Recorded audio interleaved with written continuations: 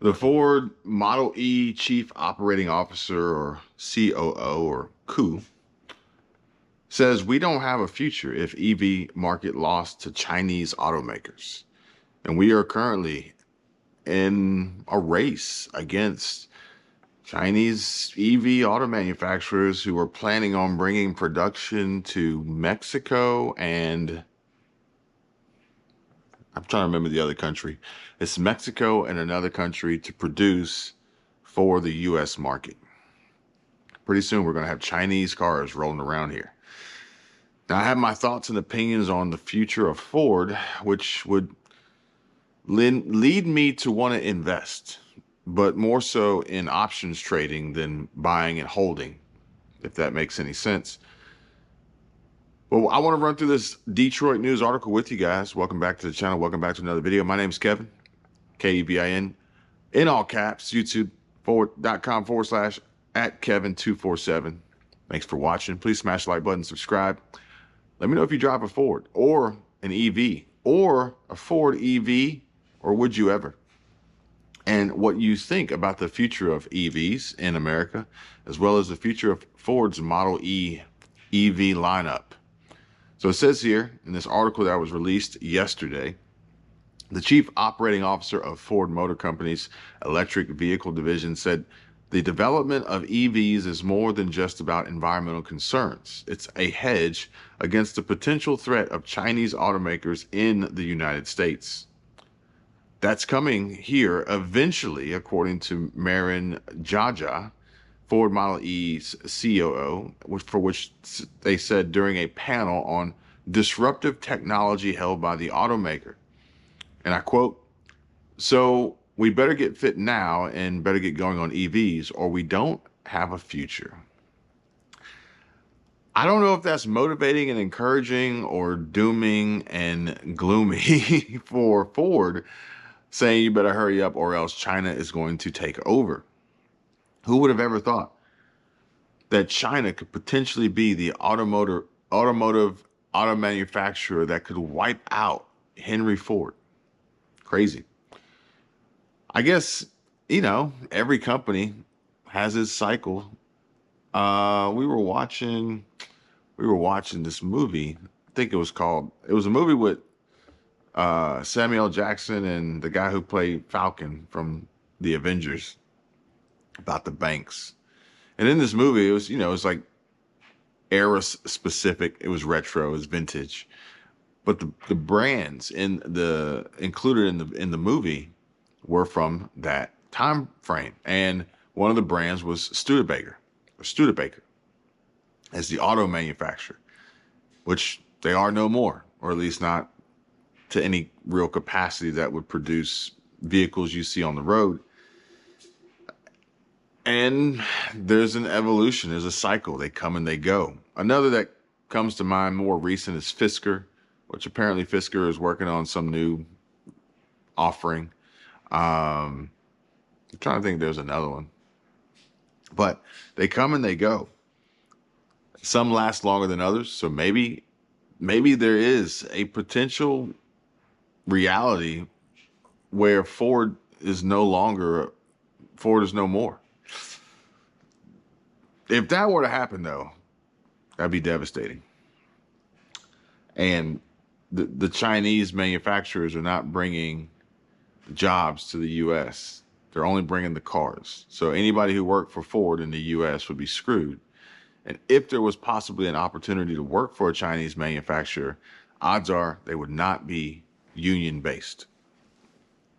But the Chinese automakers are dominating their domestic market, making inroads in Europe and setting up shop in Mexico with eyes on the United States. They led the way in introducing less expensive EV battery chemistries, and subsidized material prices have helped them to provide low-priced vehicles.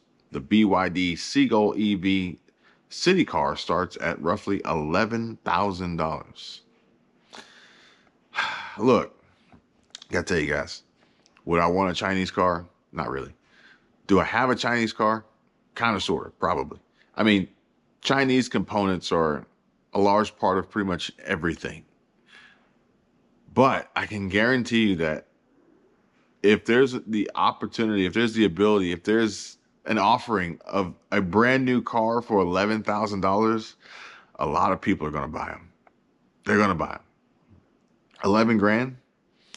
The amount of people I see riding around on electric scooters or bicycles that they ordered off of Amazon or Temu or Alibaba or AliExpress or wherever they got them from.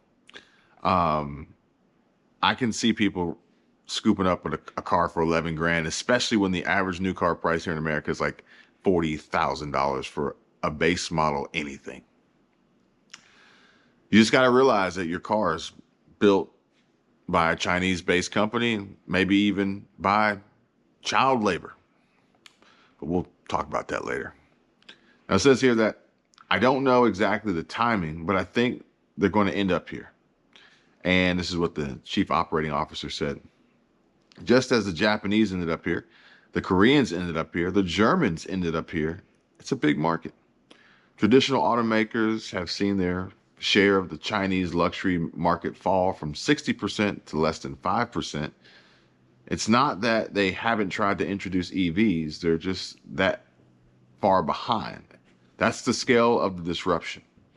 EVs in China represent nearly a quarter of its new car market, close to 7 million vehicles. About 60% of EVs in the world. The United States' adoption is less than 8%. The size of the market in China is so big that those players are going to be in a position to go potentially and dominate the world unless we, as Ford and other OEMs, can respond. Think about all the capital, the human capital, physical capital, financial capital that's built into these ecosystems to build vehicles. And that is all being massively disrupted because this technology is progressing so fast. This technology is progressing so fast, which is actually really, really odd. Because I'm thinking back on technology that I was very excited for, which was Blu-ray. And I remember when Blu-ray rolled out, there were more Blu-ray players than there were Blu-ray movie offerings. You had to wait until Blu-ray was available in the movie you wanted, whereas you could have bought a Blu-ray player. But why did we have such a shift? Why are we now making all the Blu-ray movies instead of making the Blu-ray players? Because it almost seems like we're making a shitload of EV cars, trucks, SUVs, motorcycles, boats, but we're not making or providing or offering or creating a solution for the charging stations for these EVs. Ford understands this, and it's partnered with Chinese battery maker Contemporary Amperex Technology to license its technology to make those lower cost batteries with lithium ion phosphate chemistry in South Central Michigan's Marshall. Ford CEO Jim Farley last week during an earnings call also discussed a low-cost EV platform the Dearborn automaker has been developing for the past 2 years in hopes of having the flexibility to offer affordable options. Jaja declined to detail timing on that, but says the goal is a sticker tag in the $25,000 to $30,000 range. With the $7,500 federal subsidy, that would bring the total price closer to 20 grand. And says, we look at the market and you look at the scale that's required and the installed base that you get with the smaller vehicles, which are going to be where the fastest growth and adoption of EVs will be, he said. And we need an affordable vehicle platform to be able to compete. In addition to EV affordability, the industry also is seeing hesitation because of insufficient public chargers, charging speeds, and grid reliability concerns. And Bernstein analysts Tony said that based on the adoption curve of other technologies historically, hitting 1% population adoption is when there begins to be a faster uptake rate. Typically, what you need is some combination of a responsible or reasonable price point and advanced functionality. And what we've observed is in a new product's evolution, once a product is sort of efficient or sufficiently attractive on a price and feature set, that it commands 1% penetration. Going from 1% to 80% happens really quickly. It's an interesting take, and I would relate this to content creation, titles and thumbnails, and the likelihood of going from 1% to 80% in regards to percentage of views and virality. But you just never know what is going to catch on. You don't know, or when, or how fast, or how soon, or if it's going to be received and accepted or received and rejected. Jaja said, given the capital investment required for vehicles and based on results in other countries, he believes for EVs that the tipping point is closer to 10% of new vehicle sales, though that still represents a drop in the bucket compared with total vehicles on the road.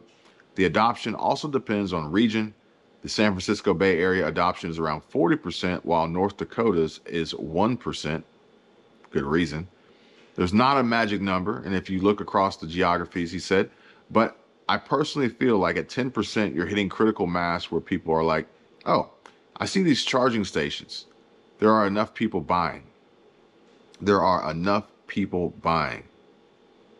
So they're trying to hold out to build the charging stations based on people buying. If I'm reading this correctly, that's an interesting model to go after there. Maybe also, just honest opinion, the Ford Model E chief operating officer and everyone else involved is trying to save their ass and keep their jobs. And they're going to kick this can down the road as long as they can and try and keep some sort of positive outlook, glass half full scenario, while lighting a fire to try and rush and beat China to this, to the finish line, or else they're going to get shit canned. What do you guys think?